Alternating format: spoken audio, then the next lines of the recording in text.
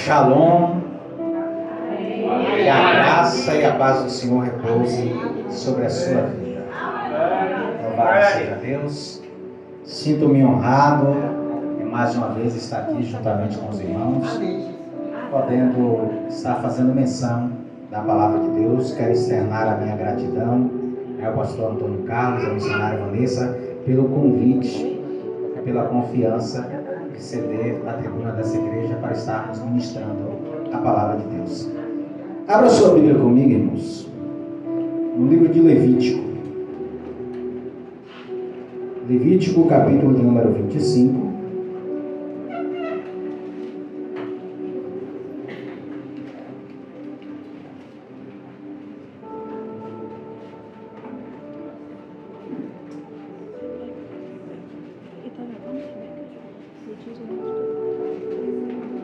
Levítico 25. Amém. Oh, glória a Deus.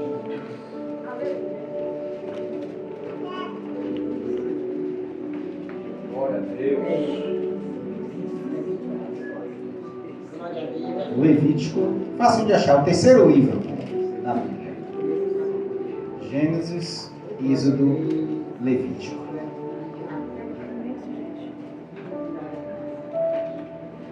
Capítulo de número 25, versículo de número 25. Quem achou, diga amém. Amém. Louvado seja Deus. Vamos ler a palavra do Senhor que diz assim: quando teu irmão empobrecer e vender alguma porção da sua possessão, então virá o seu resgatador, o seu parente, e resgatará o que vendeu seu irmão. Vou repetir. Quando teu irmão empobrecer e vender alguma porção da sua possessão, então virá o seu resgatador, seu parente, o resgatará o que vendeu o seu irmão. Pai, rendemos graças, louvor, adoração a Ti. Te rendemos louvores porque és grande, és poderoso, digno és de toda a honra, toda a glória, de toda a adoração. Nesse instante, Senhor, adentramos na Tua presença, adentramos por essas portas para render louvores a Ti e Te adoramos nessa noite. Mas agora precisamos, Pai, que o Senhor fale conosco. Precisamos ouvir a Tua voz, Senhor. Por isso, humildemente eu Te peço, unge a minha mente e os meus lábios, para que eu possa ser o Teu porta-voz aqui neste lugar, para o Teu povo que está aqui para Te ouvir. Que eu não fale nada de mim mesmo, mas que Teu Santo Espírito ministre ao coração dos Teus filhos aquilo que Te apraz, aquilo que é a Tua vontade para as nossas vidas. Que a Tua palavra, Senhor, nessa noite, ela vá e ela produza o resultado a qual está sendo enviada em nome de Jesus. Amém e amém. Podem se assentar. Queridos, nessa noite eu quero ministrar sobre o tema: o resgate foi pago. O resgate foi pago. A pequena porção que nós lemos nessa noite no livro de Levítico, o livro das leis, está falando sobre as propriedades. Está falando sobre as possessões que o povo de Israel adquiriram a entrar na terra prometida. Cada tribo, ela ganhou uma porção. Ela ganhou uma quantidade de terra ali naquele lugar. De cada tribo, cada família ganhou um pedaço dentro daquela tribo, dentro daquela porção de terra que a tribo ganhou. Então Deus estabeleceu para cada morador ali que quando um deles ficasse pobre e tivesse que vender o seu pedaço de terra, quem poderia resgatar, comprar de volta, era o seu parente mais próximo. O parente mais próximo que ele tinha é que tinha que vir e comprar aquela terra da mão de quem ele vendeu. E resgataria o que vendeu o seu parente. Para podermos entender que eu vou ministrar nessa noite, eu quero fazer uma exegese com vocês, começando lá no Gênesis, quando Deus, Ele cria a humanidade, Ele cria o ser humano. Lá no versículo 26 do capítulo 1, a Bíblia diz que Deus vai criar o homem. E Ele diz a seguinte frase: façamos o homem a nossa imagem, conforme a nossa semelhança. E domine o homem sobre toda a terra. Domine ele sobre os peixes do mar, sobre as aves do céu. Domine ele sobre os animais que rastejam e caminham sobre a terra. Domine ele sobre toda a terra. Assim Deus cria o homem. Só que o homem, quando Deus ele cria o homem, Ele cria o homem em 3 etapas. A primeira etapa é essa que nós lemos: façamos o homem a nossa imagem e semelhança. A segunda está no versículo 7 do capítulo 2. E formou Deus o homem do pó da terra. Qual é a diferença entre o versículo 26 do capítulo 1 e o 7 do capítulo 2? É o corpo do homem. Porque no versículo 26 Deus cria o Espírito. Deus está criando o Espírito do homem naquele instante. É o Espírito que está sendo criado nesse momento, quando Deus diz: façamos o homem a nossa imagem e semelhança. Porque o homem não é semelhança de Deus fisicamente. Porque Deus não tem corpo. Deus não tem um corpo apalpável, pelo contrário, a Bíblia vai dizer que Deus é Espírito. Então, quando Deus cria o homem, Ele cria primeiro no Espírito. É o Espírito do homem que é criado no capítulo 1 do Gênesis. A imagem e semelhança de Deus. É aí que o homem é semelhante, no Espírito. Porque ao Espírito do homem, Deus deu a autoridade de governar. Governar sobre a terra. Aí está o corpo espiritual do homem. Paulo ele vai dizer: se tem corpo natural, também tem corpo espiritual. Qual é o corpo natural? Esse corpo que nós temos, carnal, que é o do versículo 7 do capítulo 12, onde Deus diz: formou Deus o homem do pó da terra. Do pó da terra. Do pó viestes e ao pó retornarás. Mas por que Deus cria o homem do pó? Do barro. Se a gente olhar para o barro, a gente acha algo tão insignificante, né? Você passa, você pisa. É o que não é muito valorizado. Que é encontrado em qualquer lugar. Não se dá muito valor. Né? Deus vai dizer assim: não do pó da terra, do barro. Deus poderia ter criado um homem, né, do metal precioso. Pegasse um ouro. Não, fazer o homem do ouro. Né? Bonito, brilhante. Tem até um brilho próprio, né? Você olha para o ouro assim, é algo desejável, algo cobiçado, é algo, né, que todo mundo quer ter. Quem não quer ter um ouro na sua vida?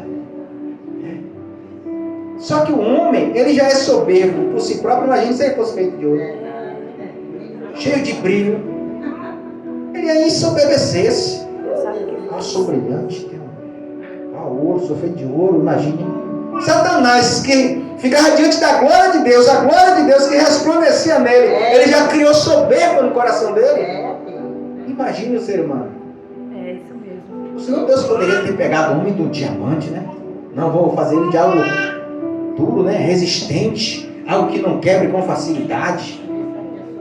Só que o homem, na natureza que nós temos, já somos rudes, já somos duros, já resistimos à vontade de Deus. Imagine feito de um diamante. Mas Deus diz: não, fazer do barro. Porque para fazer algo do barro, você tem que colocar a mão. Se você for fazer algo do ouro, você tem que esquentar ele no fogo. Tem que ter o material necessário. Se você pegar um diamante, você tem que pegar outra pedra para lapidar ele. Está lapidando com o material necessário, ferramenta necessária. O barro não.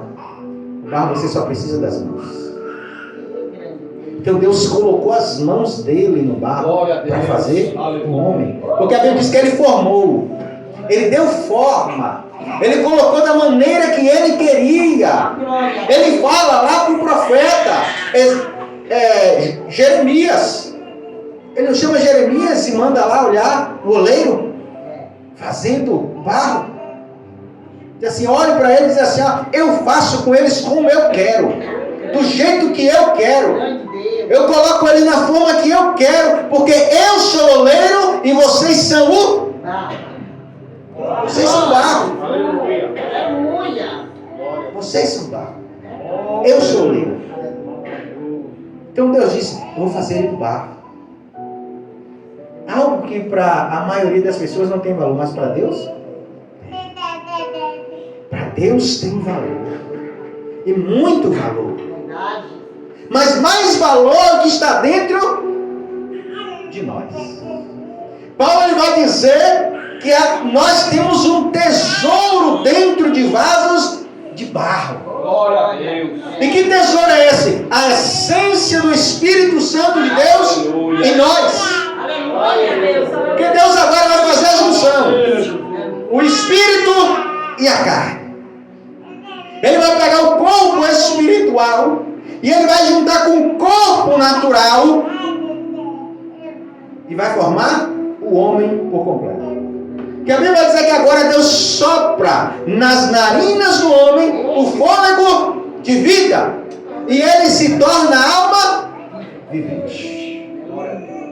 Então quem sou eu, quem é você? Nós somos uma alma. A alma. A alma é a pessoa. A pessoa não é o que nós vemos fisicamente. A pessoa é o que nós ouvimos dela. O que ela fala. O que ela age. As suas atitudes. Essa é a pessoa. Não é o seu físico exterior, mas é o seu interior. A sua alma é você. Você é a sua alma. E a sua alma, ela está dentro de um corpo físico e ela tem um corpo espiritual.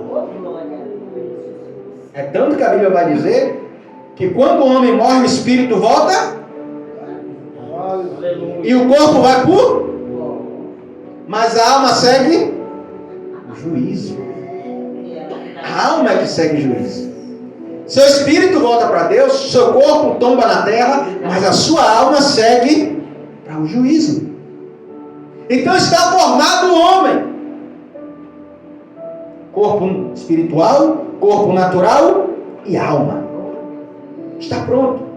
E depois que Deus termina de formar o homem, a Bíblia diz que Deus agora planta um jardim na região do Éden e coloca o homem nesse jardim. Aleluia. E dá as ordenanças de como ele viria a viver naquele lugar. Está tudo bem. O homem tem tudo que ele precisa. Ele tem um jardim todo para ele.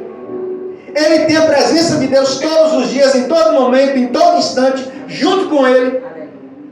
A Bíblia diz que Deus, ele sempre estava presente com o homem. Sempre estava ali presente. Ele não precisava plantar. Ele não precisava regar. Ele não precisava arar a terra. Ele só precisava chegar na árvore e dizer, quero comer a maçã, vou comer a maçã. Quero comer uma manga, vou comer uma manga.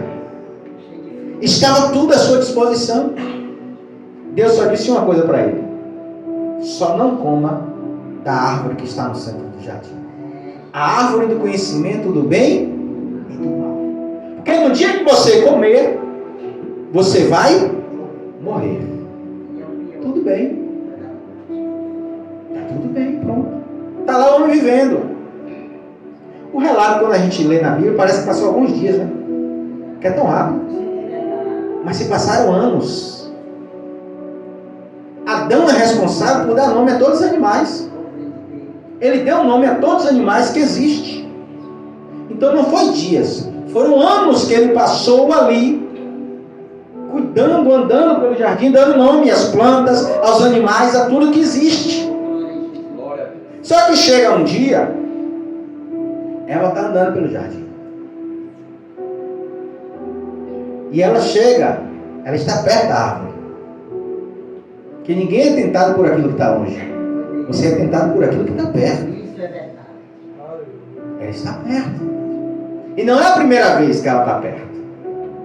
Porque se você ler o texto com bastante cuidado, você vai ver o que ela declara. Quando Satanás, a serpente, chega, diz assim, olha, não falou o Senhor para não comer de todas as árvores do jardim? Ela disse, não. O Senhor disse que podemos comer de todas, mas a que está no centro, não. Porque no dia que nós comermos, nós vamos morrer. Ele disse, não, você não vai morrer. Você vai se tornar igual a Deus. Mentiu? Não. Mas também não falou a verdade. É uma inverdade. Porque em parte se tornariam. Conhecendo as coisas, sabendo a diferença entre o bem e o mal. Aí a Bíblia diz que ela olha para a árvore. E ela sentiu, ao olhar para a árvore, assim, era bom aos olhos e desejoso para o paladar.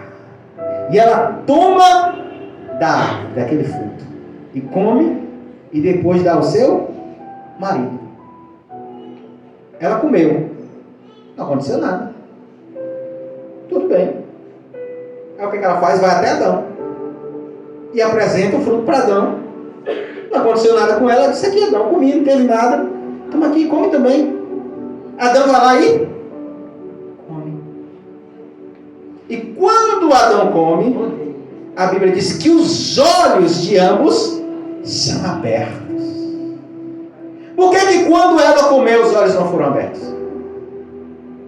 Porque quem recebeu a ordem não foi Eva. Quem recebeu a ordem foi? Eva recebeu a ordem de quem? De Adão. Deus falou para Adão, Adão, você não pode comer daquela árvore. Adão falou para Eva. Quem foi criado primeiro? Quando Deus olha para Adão e diz assim, não é bom como viva só, então eu vou fazer uma adjuntora. A ordem já tinha sido dada a ele. Deus não repetiu para Eva. Quem falou novamente foi Adão. Disse, Eva, Deus nos colocou aqui no jardim, podemos comer de tudo, mas daquela árvore lá, não podemos comer, porque no dia que comermos, nós vamos morrer. Eva disse, está bom, Adão. Recebeu a ordem dele, não foi de Deus. Por isso que quando Adão come, é que os olhos dele são abertos. Porque ele desobedeceu a ordem de Deus. Foi Adão que desobedeceu a ordem. O pecado não veio por causa de Eva, o pecado veio por causa de Adão. O próprio Paulo vai dizer, o pecado entrou no mundo por um homem. O homem foi levado pela mulher. Porque era a carne da sua carne. Mas foi ele que pecou. Então ele agora consegue ver, e ela também, que estão nus. Mas eles estavam nus? Não. Eles não estavam nus, eles não estavam pelados. Eles tinham vestes espirituais. Eles estavam cobertos por uma veste espiritual. Uma veste de glória. Assim como o salmista vai dizer no salmo lá, que o Senhor nos veste com as vestes de glória. Ele falando do que ainda vai acontecer, profetizando. Essa veste Adão e Eva já tinha. Mas quando eles morrem, eles comem dali, eles não tombam, eles não caem ali no chão. Porque quando a gente pensa assim, não, vai morrer, a gente pensa lá o quê? Puf, cai no chão. Alguém toma um veneno, faz o quê? Passa mal, cai lá no chão. Só que os dois comem e não morrem. Pelo menos aparentemente. Mas eles morrem espiritualmente. Quem morre é o corpo espiritual deles. É o corpo espiritual deles que é ferido, que é machucado pelo pecado. Não é a carne. Porque o pecado ele é espiritual. Embora a gente pratique o pecado na carne, ele afeta, não é a carne, ele afeta o espírito. E ao afetar o espírito, somos afetados na carne. Porque tudo que acontece no reino espiritual, acontece no reino físico, natural. Então quem é atingido é o espírito. Mas quem vai sofrer agora a consequência é a carne. Porque agora o Senhor chega. E Deus chega no jardim, a Bíblia diz que ele vem caminhando e ele começa a chamar Adão. Ele começa a chamar Adão. Cadê você, Adão? Deus não sabia onde Adão estava? Sabia. Mas ele estava esperando que Adão tomasse a decisão de reconhecer que ele errou. Que ele fosse até Deus e disse: não, errei, Senhor. Eu fiz o que o Senhor disse que não era para fazer. Só que pelo contrário, ele se esconde. Porque é isso que o pecado faz. Ele tem a capacidade de fazer com que o homem ele se esconda de Deus. Não é Deus que se esconde do homem. Deus está procurando o homem. Adão, cadê você? E Adão está se escondendo. Louvado seja Deus. Porque o pecado nos causa vergonha. O pecado nos causa vergonha, nos causa medo. Porque temos medo da punição. E é isso que Adão está com medo, de ser punido. Então ele prefere se esconder do que falar com Deus, falar com seu pai.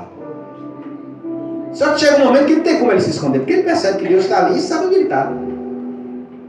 Diz: Senhor, eu estou aqui, me escondi porque tive medo, porque estou nu. Quem falou que você está nu, Adão? Quem falou para você? Você comeu da árvore que eu disse para não comer? Senhor, a mulher que o Senhor me deu foi ela. Ela que me deu. Adão corre. Adão foge. Adão tira o dele da reta. E assim, não, foi a mulher que o Senhor me deu. Se a gente lê nas entrelinhas, ele estava dizendo assim: Deus, se o Senhor não tivesse me dado essa mulher, eu não teria errado. Ele coloca a culpa na mulher e coloca a culpa em Deus por ter dado a mulher a ele que fez ele errar. Porque o pecado, ele faz com que a gente tente achar um culpado. A gente não quer reconhecer, a gente quer achar um culpado. Dizendo: não, eu pequei por causa disso. Não, eu errei por causa daquilo ali. Sempre temos uma desculpa e Deus não aceita desculpa. Isso é uma coisa que Deus não gosta de desculpas. Deus, Ele já conhece. Ele já sabe a nossa falha. A gente vai desculpar com Deus como? Como é que a gente se desculpa com Deus? Não tem como. Deus quer confissão. Deus quer que a gente confesse. Por isso que João, no capítulo 1, versículo 9, ele disse: se nós confessarmos, Ele é fiel e justo para perdoar e nos purificar de toda injustiça. Se erramos e vamos até Deus e confessamos, Ele é fiel para nos perdoar. Ele tira o dele e joga Eva lá. Aí o Senhor disse: Eva, por que você fez isso? Ele disse: Senhor, foi a serpente. Ela me enganou. Ela também, viu que Adão tirou dele, ela também tirou dela.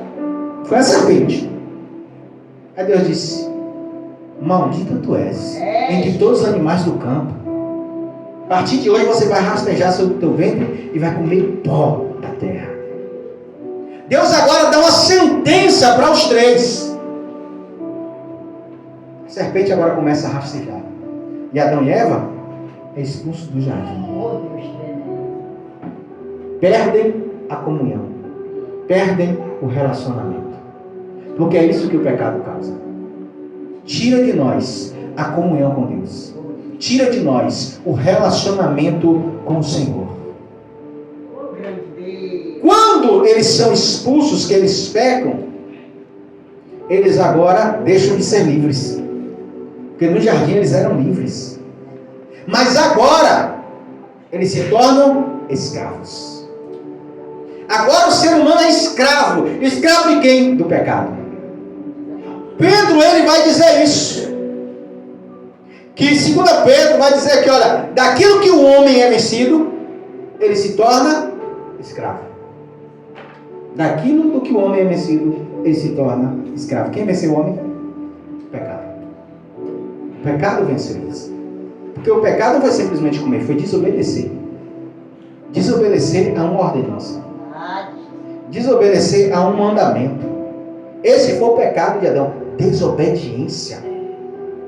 A desobediência é que causou todo o transtorno na vida de Adão e Eva e na vida de todos nós que somos herdeiros dessa herança maldita. Verdade, Jesus. É verdade. E agora eles são escravos. Porque o inimigo agora que tirou eles do jardim é o mesmo carrasco agora que vem sobre a vida deles, fazendo eles pecarem continuamente, toda a humanidade, dia após dia. E o ser humano ele vai mergulhando cada vez mais no pecado. É tanto que agora a Bíblia diz no capítulo 6 que Deus olha para a terra e ele olha, a humanidade está totalmente depravada. E cheira mal as suas narinas o pecado. Ele diz assim: vou destruir todo mundo. Só que enquanto os olhos do Senhor estão passeando, olhando, ele encontra um homem. E a Bíblia diz que Deus achou graça nele. Aleluia. Como era o nome dele? Noé. E no dia que Noé nasce, a Bíblia diz que coloca o nome dele de Noé. Que diz assim: ele nos trará descanso. Porque através de Noé, Deus faz um reset. Elimina toda aquela geração depravada. E começa tudo a partir de Noé. Só que o grande problema não era simplesmente resetar. Porque o pecado está no DNA do ser humano. Está entranhado dentro da natureza pecaminosa, dentro da carne do ser humano, está entranhado lá. E a humanidade volta a pecar. Só que tem um porém. Dentro do ser humano também ainda existe algo chamado Espírito, que é dado por Deus. E esse Espírito que o homem tem dentro dele está clamando, está dizendo: você precisa de Deus. Você precisa de Deus. Você precisa de Deus. Você precisa de Deus. E a humanidade agora ela começa a querer buscar a Deus. Ela começa agora a querer buscar a Deus. Só que tem um porém. Eles não conhecem a Deus. Então eles começam a criar os seus deuses. Eles começam a se inclinar diante dos teus deuses criados por eles. E um dos primeiros a fazer com que a humanidade mergulhe em uma idolatria é Nimrod, o criador de Babel, daquela torre, onde o Senhor confunde todas as línguas. Nimrod é um dos primeiros a fazer com que a humanidade mergulhe nessa idolatria. Porque ele traz todo mundo para perto dele, dizendo: nós vamos construir essa torre. Todo mundo vai vir para cá, porque todo mundo vai ver a torre. E nós vamos nos ajudar. E nós vamos aqui estar adorando aqui. Mas não a Deus. Mas ele mesmo se colocou como um Deus. Só que Deus disse a ele: não é bom. Não é bom o que eles estão fazendo. Vamos descer e confundir. Deus espalha todo mundo naquele instante. Espalha por todos os cantos, porque ninguém agora consegue falar com ninguém. Cada um tem uma língua diferente. E só se juntam aqueles que têm a mesma língua. Aí começa a formar os povos. Começa a se formar os povos dali. E agora eles começam a se distanciar. Mas eles ainda têm a necessidade de buscar a Deus. O ser humano ainda dentro, entranhado nele, tem a necessidade. O Espírito dentro dele diz assim: você precisa de Deus. Aleluia. E alguns começam a perceber isso. A Bíblia diz que Deus chama um homem por nome de Abrão. Mas antes de Abrão ser chamado, diz a tradição judaica, Abrão é filho de Terá. E Terá era fabricante de ídolos. Ele fazia ídolos, imagens. Chega um dia, Terá sai. E quem é que fica tomando conta dos ídolos? Abraão. Só que Abraão começa a olhar assim e dizer: tá certo esse negócio não. Esse negócio não se mexe, não faz nada. Como é que esse negócio é Deus? Ele pega um pedaço de pau e sai quebrando tudo. Quebra um por um, só deixa um. Aí ele pega um pedaço de pau e bota na mão daquela estátua que está lá. Quando o pai chega em casa, na fábrica dele, ele olha assim: Abraão, o que aconteceu aqui? Que é isso? Está tudo destruído. Ele disse: não, pai. Está vendo esse daqui? Essa estátua aqui? Ela se irou com os outros. Pegou um pedaço de pau e saiu quebrando todo mundo. Ele disse: que é isso, Abraão? Isso é uma estátua. Ele não pode fazer isso. Ele disse: justamente. Ele não pode. Ele não pode se mexer, ele não pode falar, ele não pode fazer nada. Como é que ele é Deus? Aleluia. Abraão percebe isso. E a partir daí ele começa a buscar Deus e Deus chama ele: Abraão, vem comigo. Glória a Deus. Vamos para uma terra que eu vou te mostrar. E Abraão vai. Abraão começa agora a adoração ao Senhor. Vem Isaac, vem Jacó, vem as 12 tribos de Israel, os 12 filhos de Jacó, que formam as 12 tribos. E ali eles estão buscando a Deus. Só que a humanidade ainda está no pecado. A humanidade ainda está mergulhada, ainda são escravos. Estão presos, perderam o governo, perderam o domínio que eles tinham lá no jardim. Porque agora eles não têm mais domínio. Agora eles não têm mais autoridade. Agora eles não têm mais o governo. Eles não têm. Quem está dominando? Quem é que está mandando? Satanás. Satanás é que está governando agora. João vai dizer no capítulo 5, versículo 19: nós somos de Deus, mas sabemos que o mundo jaz no maligno. O mundo não é do maligno. O mundo está no maligno. É ele que está governando. É ele que levanta homens com corações corrompidos para governar. É ele que levanta homens corruptos para destruir. É ele. Seja Deus. Embora toda autoridade seja constituída por Deus, a maioria deles estão corrompidos pelo pecado que Satanás incutiu no seu coração. Porque ele está por trás de tudo. É tanto que a Bíblia vai dizer lá em Mateus 4 que quando Jesus está lá jejuando, está terminando seu jejum, Satanás aparece e leva ele até o alto de um monte e diz assim: está vendo? Todos os reinos da terra, todos esses reinos eu te dou. Toda a glória eu te dou, porque me foi dada. Quem deu? Adão. Adão que entregou. Foi Adão que vendeu. Vendeu pelo quê? Pelo pecado. Foi o texto que nós vimos lá em Levítico. Quando teu irmão vender a sua propriedade, Adão vendeu. Vendeu a propriedade dele. Vendeu o que ele tinha para Satanás pelo pecado. Ele está lá, pobre, escravo. O Satanás agora governando. Só que Deus vai dizer: não, eu criei tudo para o homem. E eu vou resgatar eles. Eu vou trazer eles de volta. Mas quem é que vai pagar o preço? Porque alguém tinha que pagar o preço. Oh, grande Deus. Quem vai pagar? Abraão? Abraão foi conhecido como o pai da fé, o amigo de Deus. Não. Abraão pecou. Não, então vai ser Moisés. Um homem como não teve nenhum outro em autoridade e poder, usado por Deus tremendamente. Também não. Ele pecou.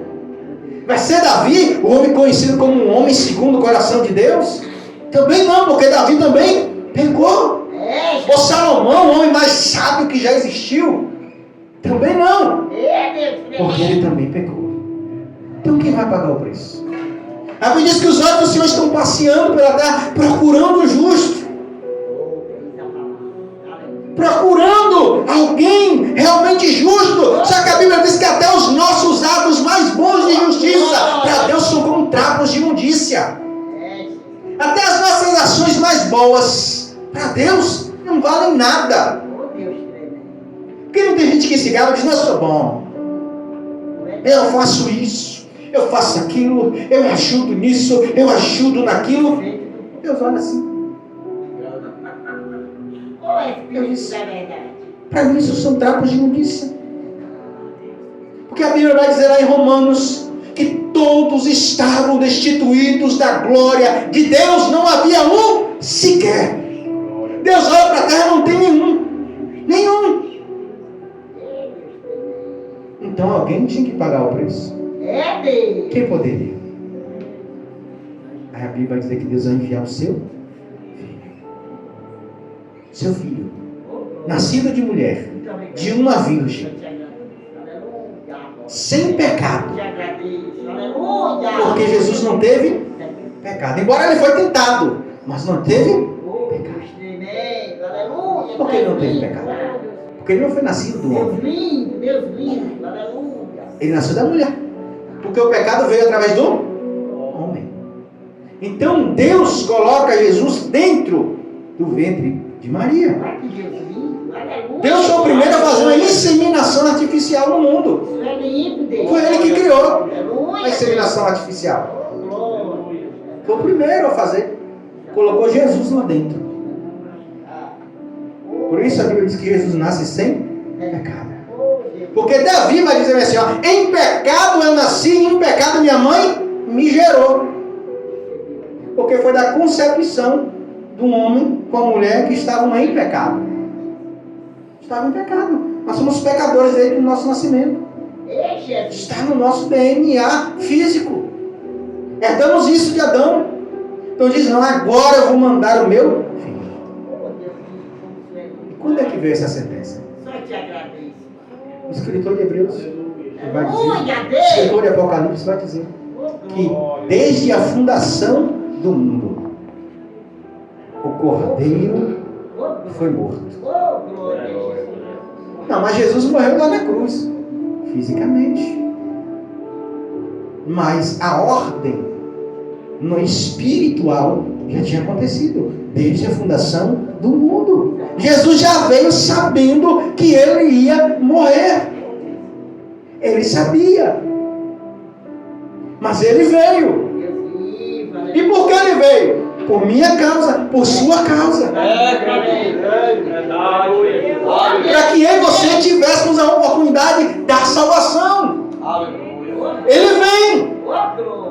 Ele vem porque a promessa também foi feita. E da semente da mulher nasceria a semente que pisaria a cabeça da serpente. Havia uma promessa que viria para eliminar o pecado, para tirar o pecado, para arrancar o pecado Palavra viva, glória das nossas vidas e de toda a humanidade, porque Jesus morreu por todos. Por cada ser humano na face da terra, Jesus morreu por ele. Por isso que a Bíblia diz que a salvação é de graça. Não vem de vós, vem de Deus, é dom de Deus, não é de vocês, para vocês não se orgulharem, diz a palavra. Glória a Deus. Não somos nós, Aleluia. algum ato nosso, alguma ação nossa, que vai fazer a salvação da nossa vida. Não! O único ato que podemos ter é dizer, Jesus, tu és o meu Senhor. Aleluia. É a única ação, é reconhecer o sacrifício. Aleluia, Jesus. Ele vem. E ele vai para a cruz. Porque ele foi obediente, coisa que Adão não foi. Porque o primeiro Adão trouxe o pecado para o mundo. Mas o último Adão, agora, ele vivifica os homens. Porque a morte entrou por um homem, mas também por um homem, ela é arrancada, ela é tirada. Porque tem o primeiro Adão e tem o último. Quem é o primeiro? Aquele lá do jardim. Quem é o último? Jesus. Jesus é o último Adão. E agora ele vai para a cruz, em obediência. Ele se esvaiu. Ele se esvaziou. Ele aniquilou-se. Diz Paulo, a carta aos Filipenses, que ele abriu mão da sua glória para se tornar semelhante aos homens. Como um servo. E em forma de servo, foi obediente até a morte e morte de cruz. Ele foi obediente para que eu e você pudéssemos receber a salvação, a vida eterna. Grande Deus, E ele vai para a cruz. Tu é lindo, meu Deus. Ele está preso na cruz, está pregado na cruz. Ele está lá. Oh, Espírito Santo. E aí ele começa e ele fala as suas últimas palavras. Tetelestai. Está consumado. Aleluia. E o que é que Jesus quis dizer com isso? Está consumado. Na época de Jesus, era comum essa palavra, tetelestai, está consumado. Era muito usado pelos magistrados. Quando alguém adquiria uma dívida, ele adquiria uma apólice. E aquela apólice ali, aquele que tinha dívida, ele levava com ele. E quando ele fosse pagar a dívida, ele tinha que levar aquela apólice. E o juiz ia lá e escrevia no fim da folha, dizendo: está consumado. Está quitado. Sua dívida foi paga. Você não deve mais nada. Então quando Jesus vai para a cruz e ele diz: está consumado, ele estava dizendo: a nossa dívida foi paga. A minha dívida foi paga. A sua dívida foi paga. Foi paga. Não devemos mais nada. E para quem foi paga essa dívida? Para Deus. Jesus pagou a dívida para Deus. Quem foi ferido? Quem é que foi machucado pelas ações dos seres humanos? Quem foi ofendido? Foi Deus. Então aquele que foi ofendido que tem que receber. Deus foi ofendido. E a ofensa foi grande demais. Então o preço tinha que ser alto demais. Por isso que Paulo vai dizer: vocês foram comprados com alto preço. Pedro ele vai dizer: não fosse comprado nem com prata, nem com ouro, nem qualquer outra coisa corruptível da vossa vida que vocês levavam, que vocês herdaram como tradição dos seus pais, mas foi com alto preço, com o preço do sangue de Jesus, o precioso sangue de Jesus. Foi alto o preço que foi pago por mim e por você. Porque a nossa dívida era grande. Porque a ofensa era grande. Então Deus recebe o pagamento. Só que não só Ele pagou, como Ele fez algo a mais. Ele nos tornou filhos. Filhos de Deus. João 1,12 vai dizer: porque todos quanto creram no seu nome e o receberam, deu-lhes o poder de serem chamados filhos de Deus. Éramos escravos, agora somos livres e filhos de Deus. Aleluia. Jesus não só pagou a nossa dívida, como nos recebeu de volta em casa e nos tornou filhos. Nos tornou filhos. E ainda dá uma festa. Ainda dá uma festa quando a gente volta para casa. Sabe aquela parábola lá que ele conta do pai que tem 2 filhos e um sai de casa que pede herança? Aquilo ele estava figurativamente mostrando o que era aquilo, o que ia acontecer. Aquele filho éramos nós que tínhamos perdido a herança, saímos de casa, andamos errantes pelo mundo. O Pai, Deus, que estava lá esperando o filho de volta. E quando o filho volta, ele recebe de braços abertos. Abraça, beija, dá vestes novas, sandálias novas, coloca o anel no dedo dizendo assim: ó, a tua autoridade estou restituindo, estou restaurando. E ainda dá uma festa para receber de volta. Jesus estava mostrando ali que ia acontecer. Ele nos resgatou, nos comprou. Só temos agora que reconhecer o sacrifício dele. É, Jesus. Reconhecer. É o único ato que Deus quer de nós. Reconhecimento.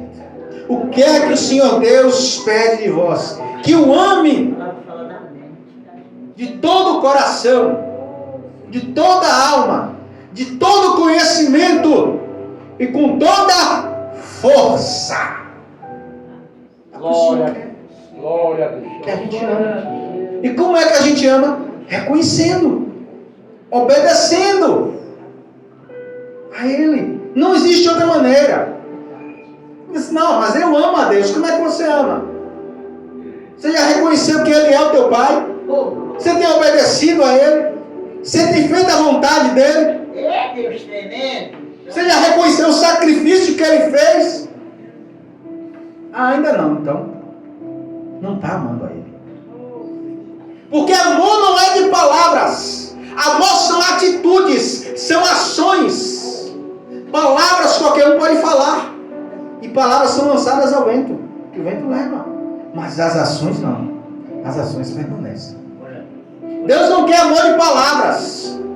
Ele falou isso ao profeta Isaías. Esse povo me honra com os lábios, mas longe estou do coração deles.